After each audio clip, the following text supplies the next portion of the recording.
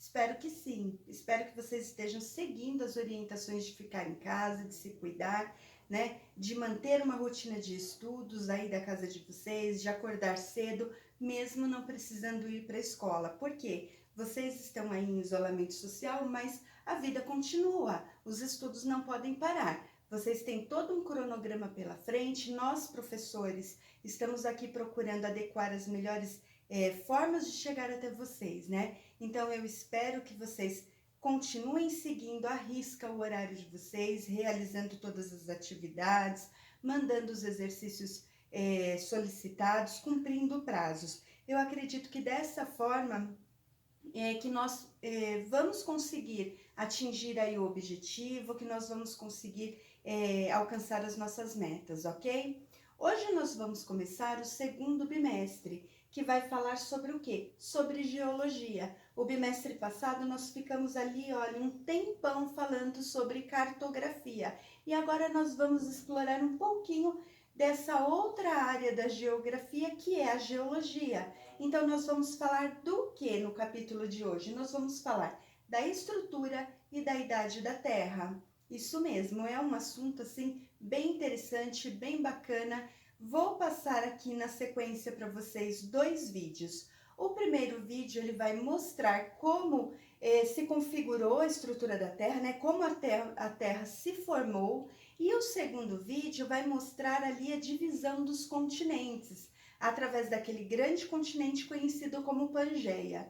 Eu espero que vocês gostem. Qualquer dúvida, vocês já sabem, é só me chamar. Eu estou aqui para esclarecer as dúvidas através do WhatsApp, através do Zoom. Não sei como vai ficar agora aí essa questão do Zoom, né? Que teve aí toda uma polêmica envolvendo a Anvisa, mas seja como for, né? Ou pelo Zoom ou por alguma outra forma que nós vamos descobrir e disponibilizar para vocês, nós estamos aqui sempre dispostos a esclarecer as dúvidas. Prestem bastante atenção nos vídeos, tá?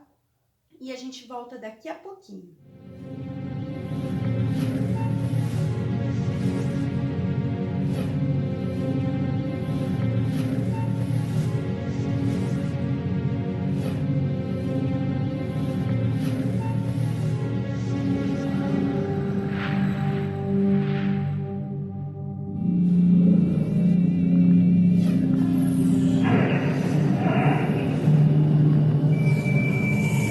Our journey starts almost 5 billion years ago.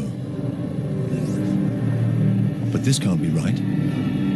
There's no sign of our beautiful blue planet. Just a newborn star, our sun, surrounded by all this dust. We've arrived too early, before the Earth has even formed.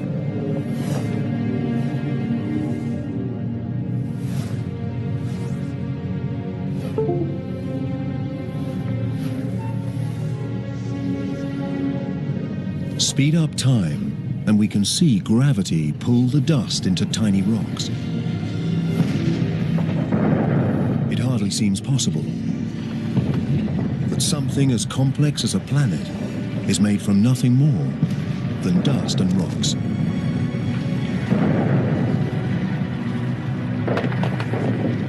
Over millions of years, gravity pulls these rocks together to form the Earth. One of at least 100 planets circling the sun.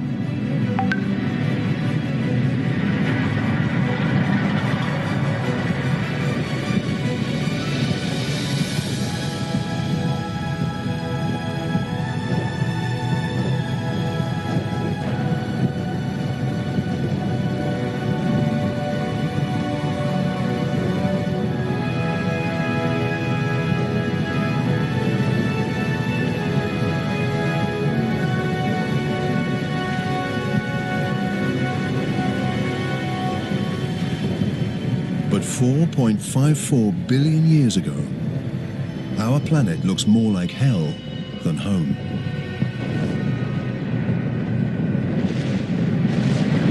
Up close, the temperature is over 1200 degrees Celsius.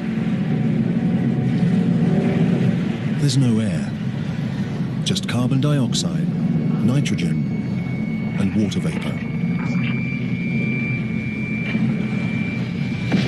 It's so hot, so toxic, that if we got any closer, we'd be incinerated and suffocated in seconds. The newborn planet is a boiling ball of liquid rock. There are virtually no solid surfaces, just an endless ocean of lava.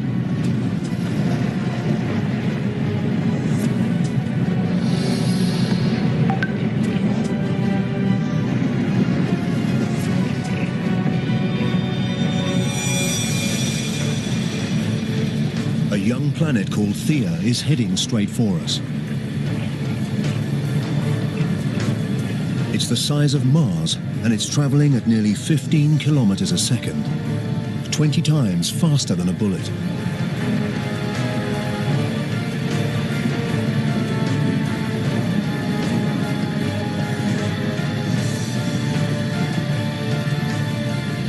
The intruder's gravity is distorting the Earth's surface.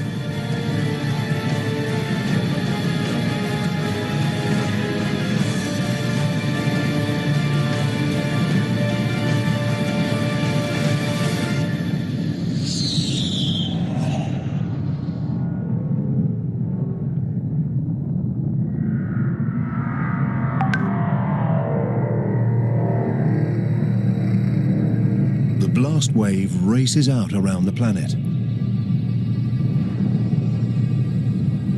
It's as though both young planets turn to liquid. Trillions of tons of debris blast out into space.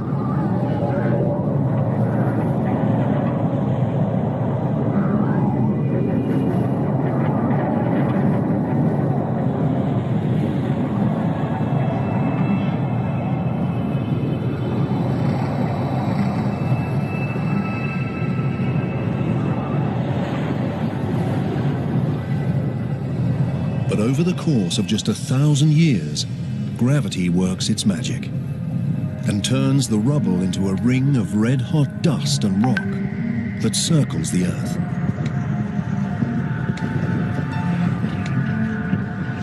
And now, from this ring a ball forms, over 3,000 kilometers wide.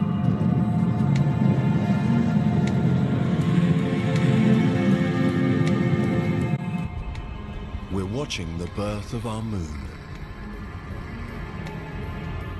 It's much closer than the moon we recognize. Just 22,000 kilometers away, instead of about 400,000 kilometers.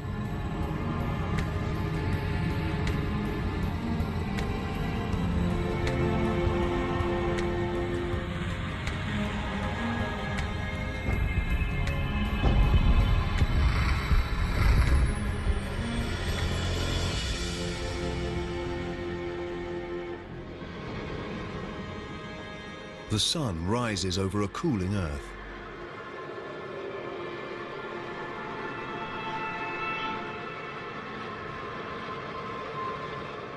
And sets just 3 hours after it rises.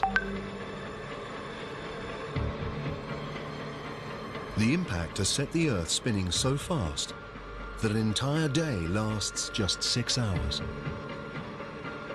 The days may pass quickly, but the Earth changes slowly.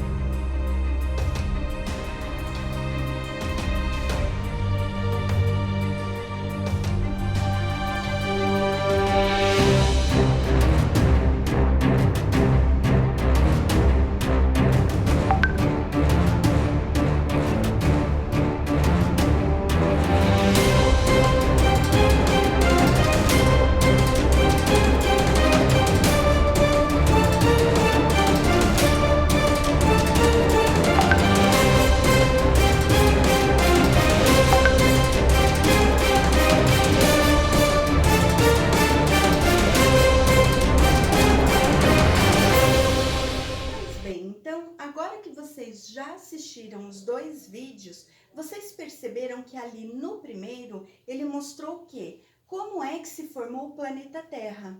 Então, o nosso planeta, ele teve origem através do quê? Do resfriamento do magma. Esse resfriamento, ele é responsável pela formação da crosta terrestre. Então, a partir da formação da crosta terrestre, nós vamos ter o quê? As rochas, né? E o primeiro tipo de rocha que nós vamos tratar hoje é a rocha magmática. Na verdade, são 3 tipos, né? Então, tem lá a magmática, a sedimentar e as metamórficas. Vamos falar um pouquinho agora sobre as magmáticas. Bom, as rochas magmáticas, elas tiveram origem, como eu já falei para vocês, através do resfriamento do magma. O que é magma? Magma é aquela camada pastosa que surge lá do interior da Terra, né? Aí no livro de vocês, deixa eu pegar aqui, só para vocês se situarem, porque eu não vou ficar mastigando o conteúdo, até mesmo porque muitas coisas que estão aqui vocês já estudaram no ensino fundamental. Então, nós temos lá, olha, antes de falar das rochas, né? Então, foi falado do quê? Da formação do planeta, dos tempos geológicos, que diz respeito a um trabalho que eu vou passar para vocês, tá? A datação dos terrenos, como tudo se formou. E aí nós entramos na parte de rochas e minerais. Para que vocês possam entender como é que se formam as rochas, vocês precisam entender as camadas da Terra, né? Então nós temos lá, nós vamos ver mais adiante, né? As camadas, como é formada a estrutura terrestre. Então cada camada e qual é o componente químico e físico de cada uma delas, ok? Então, falando aqui das rochas magmáticas, nós temos o quê? Primeiro, a rocha magmática, ela também é chamada de rocha ígnea, né? Então, sempre que você ouvir falar rocha ígnea e magmática é a mesma coisa, ou até mesmo rocha vulcânica. Então, na verdade, é tudo a mesma coisa. Como ela se forma, né? Que tipo de material? Então, ela é a fusão de rochas na crosta quente e profunda do manto superior, que é a camada que nós vamos ver mais adiante. O processo formador da rocha, então, é através da cristalização, ou seja, a solidificação do magma ou da lava. Por que a gente usa essa terminologia? Magma e lava, porque o magma, ele é chamado de magma, aquele material pastoso antes de ir para a superfície terrestre. Então, no interior da Terra, ele é chamado de magma.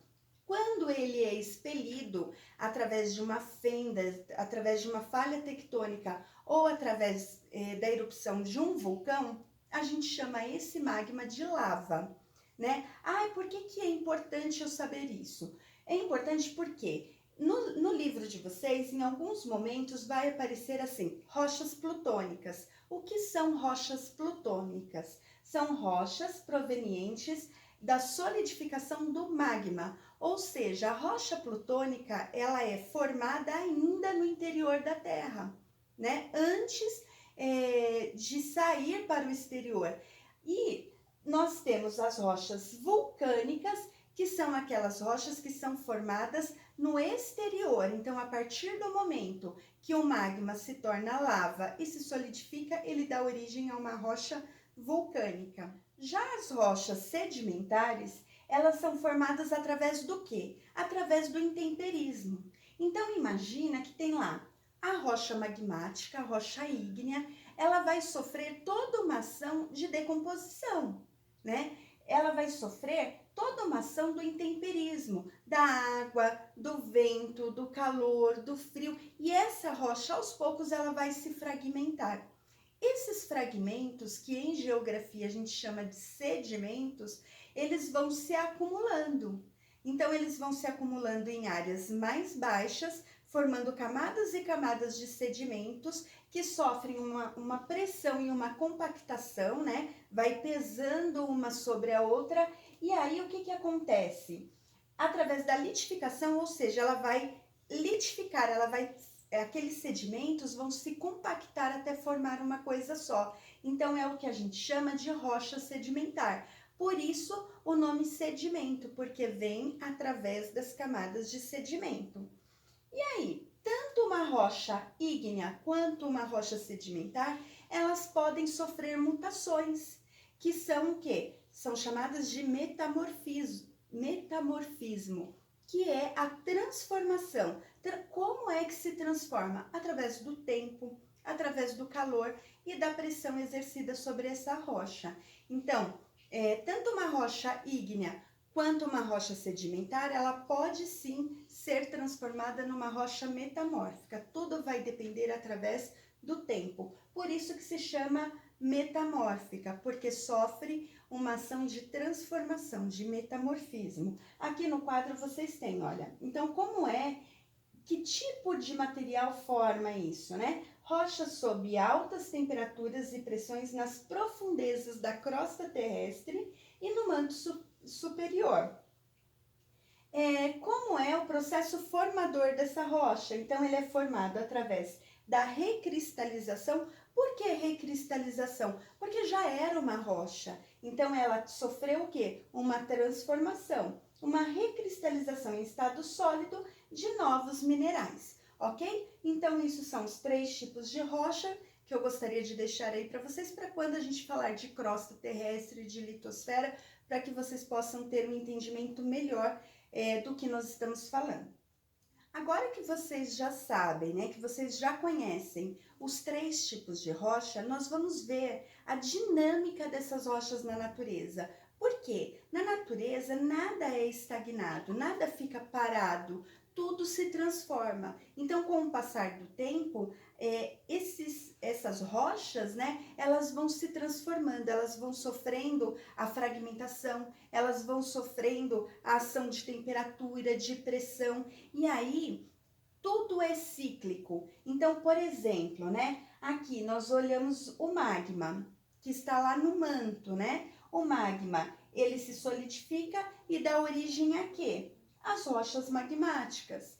As rochas magmáticas, elas vão sofrer a ação da erosão e essas camadas que se fragmentam através da erosão, através do intemperismo, essas camadas, elas vão ser transportadas em formas de sedimentos, ou seja, em grãos, em pedrinhas menores, em areia, né? E aí elas vão sofrer esse transporte e vão ser depositadas onde? Em áreas de terreno mais baixo, que é o que a gente chama de bacia sedimentar.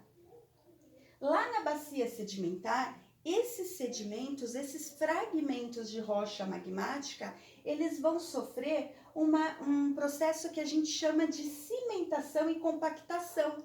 E aí vai sofrer o quê? Uma transformação. Esses sedimentos, que eram vários sedimentos, vários farelinhos ali, eles vão se unir através do processo de cimentação e dar origem àquilo que a gente chama de rocha sedimentar. Por sua vez, a rocha sedimentar também vai sofrer um processo aí. Ela pode sofrer a ação da temperatura e da pressão atmosférica, então vai pesando, vai sofrendo ali aquela questão com o passar dos milhares de anos. Ela vai se transformando, os seus minerais, eles vão sofrendo uma ação de metamorfismo. E aí elas vão dar origem às rochas que a gente chama de metamórfica. Essas rochas metamórficas, por sua vez, também não ficam estagnadas. Elas também vão sofrer a ação do intemperismo, elas também vão se fragmentar, ou então elas podem até mesmo, quando elas fazem parte de uma placa tectônica, elas passam por um processo, num movimento que nós vamos estudar ainda nesse capítulo, né? O movimento quando existem placas tectônicas convergentes, ela acaba voltando para o interior da Terra, se transformando em magma, e aí o ciclo começa tudo de novo. Aí nós temos essas setinhas azuis. O que é isso? Porque esse ciclo, ele não segue ali a ferro e fogo. Também existem outras vertentes. Por exemplo, A rocha magmática, ela pode sofrer a ação da temperatura e da pressão e sofrer metamorfismo? Pode. A rocha sedimentar, a rocha metamórfica aqui, ela pode se fragmentar e se transformar numa rocha sedimentar? Pode. Então, tudo na natureza, como eu já falei, é cíclico. Tudo se transforma, nada fica estagnado. Deu para entender? Espero que sim, qualquer coisa me chama. As rochas sedimentares, né? Então, qual é a forma que o homem ele adota, né? Como é que o homem vai utilizar, vai se fazer valer desse recurso tão importante? Principalmente na construção civil, né? Então, para quê? Calçadão de Copacabana, por exemplo, ele é um exemplo, assim, de rocha sedimentar utilizado, né? Quando nós temos aqui, ó, pedras de arenito, então é um tipo de rocha sedimentar, revestimento de argilito, aí são os tipos de rocha, tá? Então, quando a gente fala em argilito, é o próprio barro, né? Quando a gente vê aquela terra vermelha, nada mais é do que de argila. Quando elas se agrupam, se compactam, aí formam uma rocha que a gente chama de argilito. Então, não só essas rochas sedimentares são utilizadas na construção civil, mas também outros tipos de rocha, como por exemplo o granito, o mármore, o calcário e tantos outros. Aqui, né, como eu estava falando para vocês, né, o slide ele vai mostrar bem. Então, olha, o granito, por exemplo, ele pode ser usado na construção de monumentos, construção de casas, o calcário para fabricação, né, monumentos também.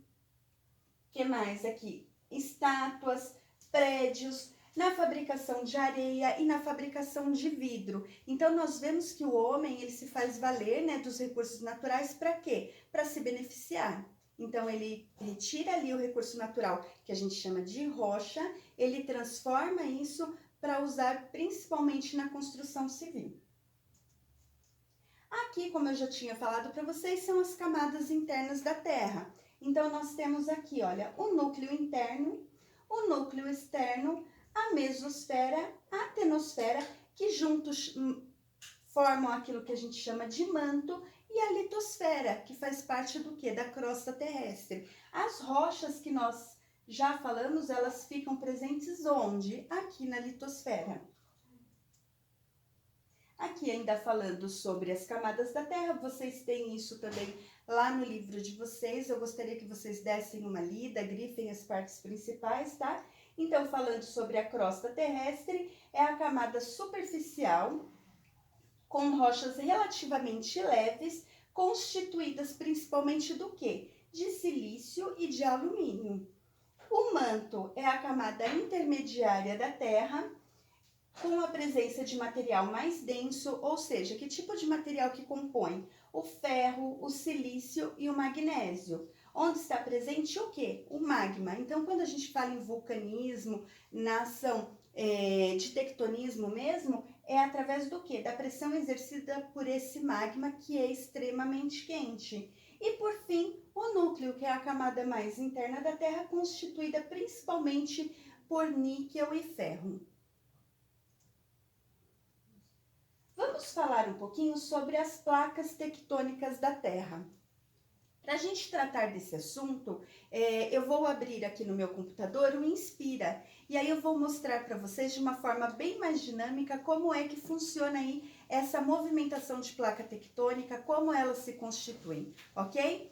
Chamo vocês lá no Inspira e já volto. Bom, pessoal, eu estou aqui usando o programa Inspira, que é um programa bem bacana mesmo para a gente trabalhar com essas questões de cartografia, de geomorfologia, também dá para a gente trabalhar geologia, né? Então, eu tenho aqui o globo terrestre e as placas tectônicas. Então, eu vou aqui, olha, vou mostrar cada placa para vocês, tá bom? Então, nós temos aqui a placa eurasiana, a sul-americana, norte-americana, africana, placa do Pacífico, Antártica, Caribe, a placa indiana e a placa arábica. Como vocês podem observar, né? Deixa eu mexer aqui, deixa eu encontrar aqui a placa sul-americana. Deixa eu aumentar. Esses limites de placa aqui, deixa eu fechar aqui para a gente visualizar melhor. Esses limites de placa, eles são os responsáveis pelo quê? Pela atividade tectônica aqui nessas áreas. Então, por que aqui no Brasil a gente não tem tanta atividade sísmica, né? Nós não sofremos com terremotos, a gente não tem nenhum vulcão ativo.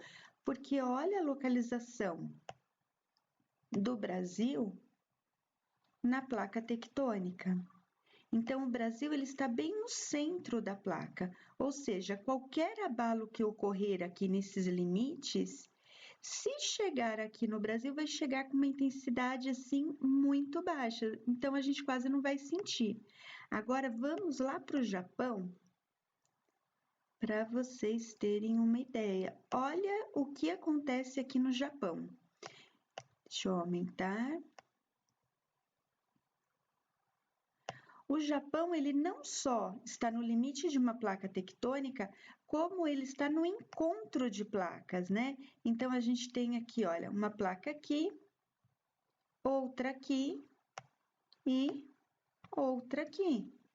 Então, é claro, né? É óbvio que o Japão, ele vai sofrer bastante essa atividade sísmica.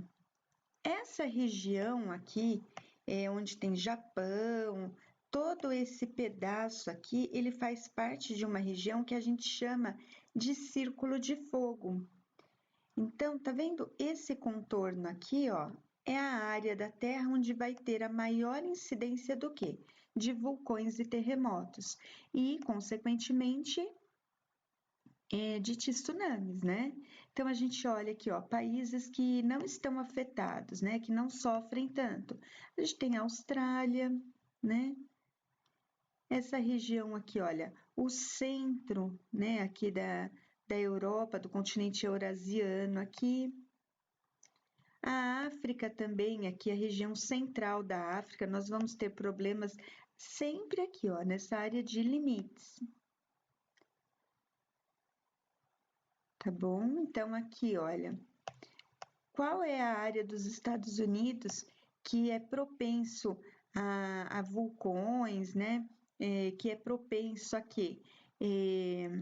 A terremotos, né? E até mesmo furacões. Geralmente são essas regiões aqui que estão mais expostas. A Itália também, né? Vira e mexe a gente ouve falar ali na Itália sobre algum terremoto, alguma coisa, e até mesmo a presença dos vulcões italianos, né? Então, olha o que acontece aqui na Itália, por exemplo. Isso vai depender também do quê? Da movimentação das placas, se elas são placas convergentes, divergentes. Aqui, deixa eu ampliar. Essas duas placas aqui, olha, elas são placas convergentes. Então, o que acontece? Esta placa, ela está tendo o quê? Um movimento de subducção, que eu vou explicar para vocês daqui a pouco, né? E vai ser responsável aqui, ó, pela formação da Cordilheira dos Andes.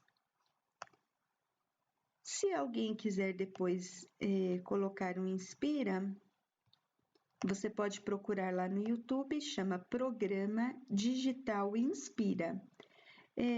Eu acredito, esse meu é pago, porque eu tenho acesso às aulas, né?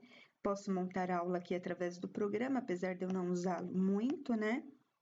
Mas eu acredito que tem um modo de exibição lá para vocês, dá para vocês brincarem um pouquinho e estudar um pouco também, tá bom? Espero que vocês tenham gostado, a gente volta lá para os estúdios da Caramelos House para vocês, tá bom, pessoal? Espero que tenham aproveitado e já sabem, qualquer dúvida é só chamar. Agora que vocês já viram lá através do programinha do Inspira, a composição de cada placa tectônica, onde elas estão localizadas, nós vamos ver como é que elas se movimentam. Deixa eu voltar no slide aqui. Quando vocês têm um mapa como esse aqui, de placas tectônicas, vocês vão observar que tem setinhas. Então, por exemplo, aqui na placa de Nazca e a placa do Pacífico, você vê que uma setinha está para cá e a outra está para lá. O que mostra? Isso mostra a direção em que a placa tectônica se movimenta. Isso daí acontece por quê? Porque nós temos 3 formas de movimentação de placa tectônica, que são elas: o limite transformante, o divergente e o convergente. O limite transformante é quando as placas, elas se movimentam horizontalmente uma em relação à outra. Ou seja, imagina aqui, são 2 placas. Uma vai para cá e a outra vem para cá. Então, elas fazem esse tipo de movimento. Então, esse movimento nós chamamos de limite transformante. O outro é divergente. O próprio nome já diz. Esse é super fácil de lembrar. Por quê? Eles estão divergindo, eles estão se afastando. Né? A mesma coisa, você tem uma opinião divergente da opinião do seu amigo. Então, você acaba se afastando. O mesmo acontece com as placas tectônicas. Então, o limite divergente é quando as placas tectônicas se afastam. Já o limite convergente vai sofrer o quê? Aquilo que a gente chama de movimento de abdução. Ou seja, uma placa, ela está vindo aqui. Então, imagina, a placa vem, encontra com a outra. Elas não vão ficar brigando aqui o tempo todo. Vai chegar uma hora que ela vai exercer uma pressão e ela vai acabar entrando para o interior da Terra. E aí, como o interior da Terra ele é extremamente quente, essa placa, né, essa camada de rochas, que a gente chama de placa tectônica, ela vai sofrer um processo de fusão. Então, por isso, quando eu falei lá no ciclo das rochas, que a rocha magmática, né, metamórfica, ela pode também voltar a ser uma magmática, é através desse processo de fusão. Lembra que eu falei para vocês que na natureza tudo se transforma? Olha aí a prova, né? Então, imagina, vem lá uma placa, encontrou com a outra, ela acaba entrando. Esse processo é rápido? Claro que não. Para vocês terem uma ideia, uma placa tectônica se movimenta cerca de 2 a 3 centímetros por ano. Então, vocês podem perceber aí que é uma movimentação bem lenta. Por isso que quando a gente falou lá em Pangeia, nós falamos do quê? Num evento que durou milhares e milhares de anos, porque é tudo muito lento, tá bom? Não é assim, pá, né? Essas placas convergentes aqui, elas são interessantíssimas porque elas dão origem àquilo que a gente chama de dobramentos modernos, que são as cordilheiras. Por exemplo, a cordilheira do Himalaia, a cordilheira dos Andes. Então, quando a gente vê, deixa eu voltar aqui para vocês.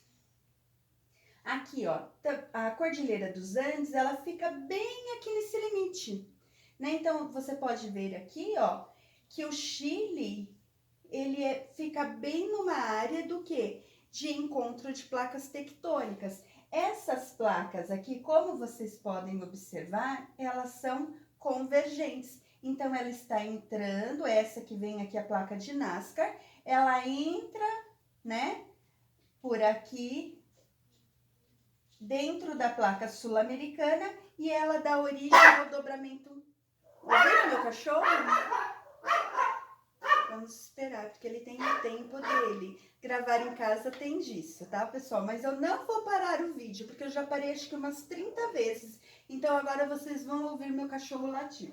Então, vem aqui, olha, a placa de Nazca, ela sofreu um movimento de abdução aqui com a placa sul-americana e deu origem ao que a gente chama de dobramento moderno, nesse caso aqui, a Cordilheira dos Andes. Então, é mais ou menos isso aqui, ó.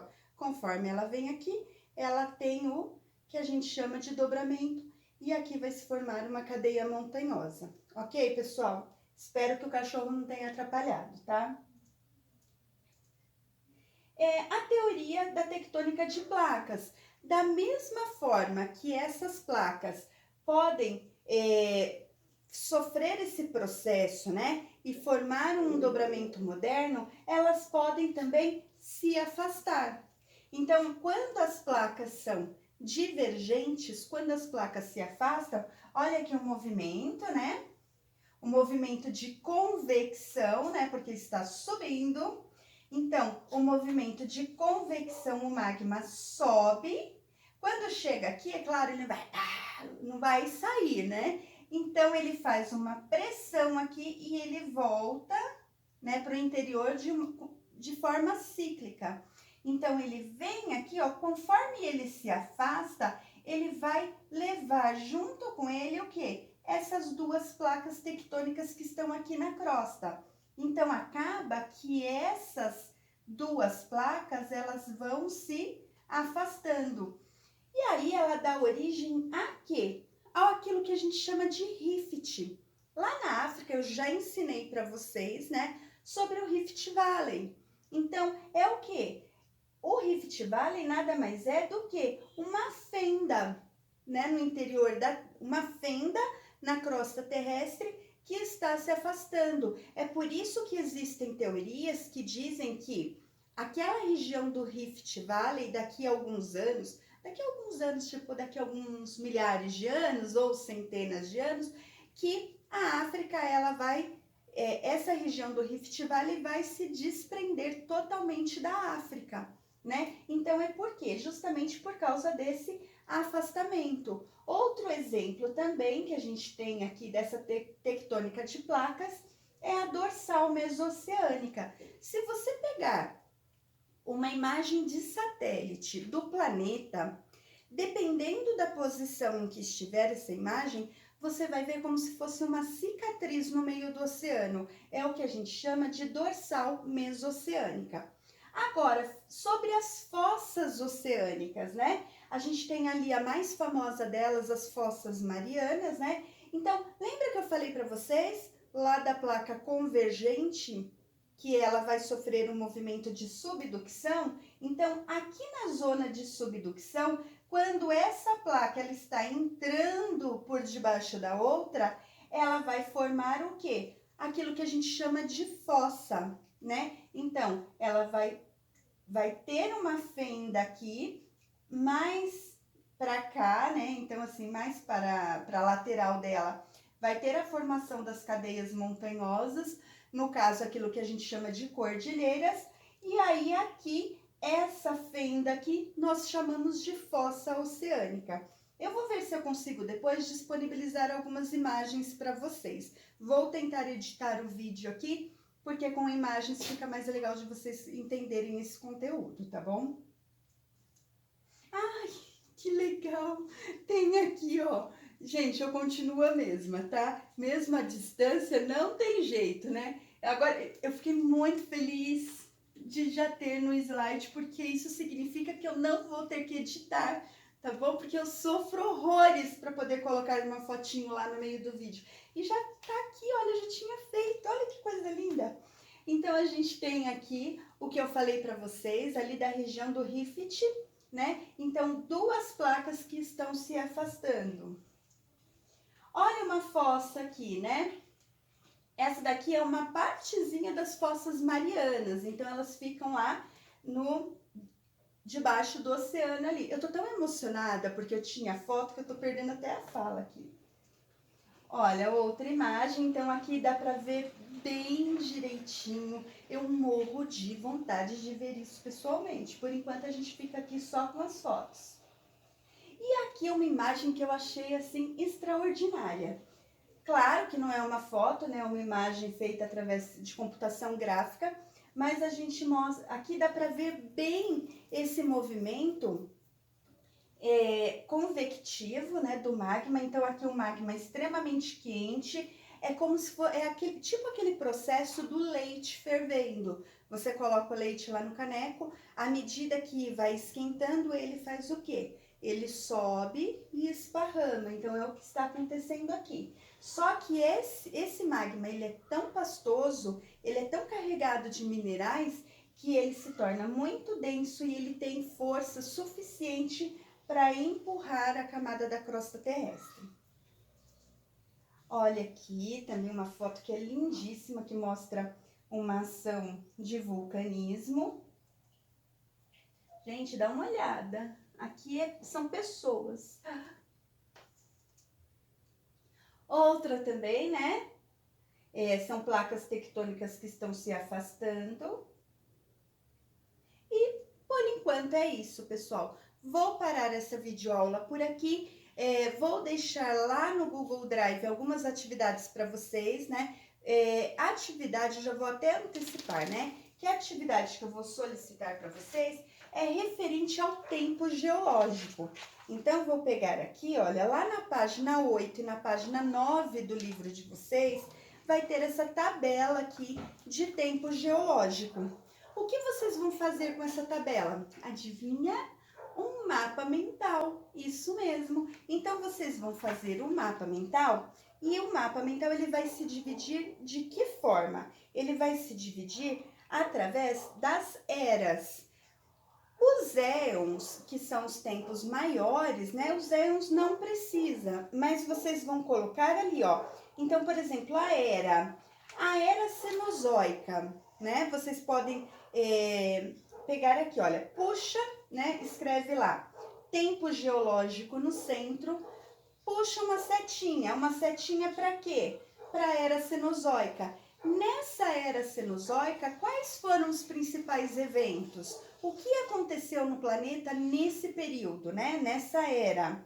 Depois a era Mesozoica, a era Paleozoica e o pré-cambriano. Só isso, pessoal. Só que é só isso, mas não é tão só assim. Eu quero que vocês caprichem, eu quero que vocês se dediquem para esta questão aqui, para essa atividade. Vale nota?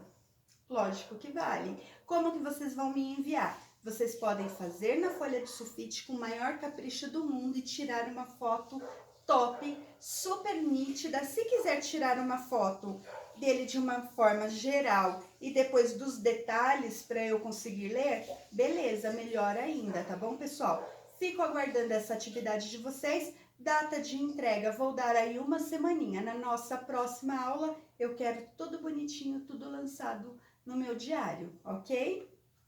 Beijos, se cuidem, fiquem com Deus. Eu espero que vocês tenham aproveitado a nossa aula e qualquer dúvida já sabe, é só me chamar. Beijos, pessoal. Tchau.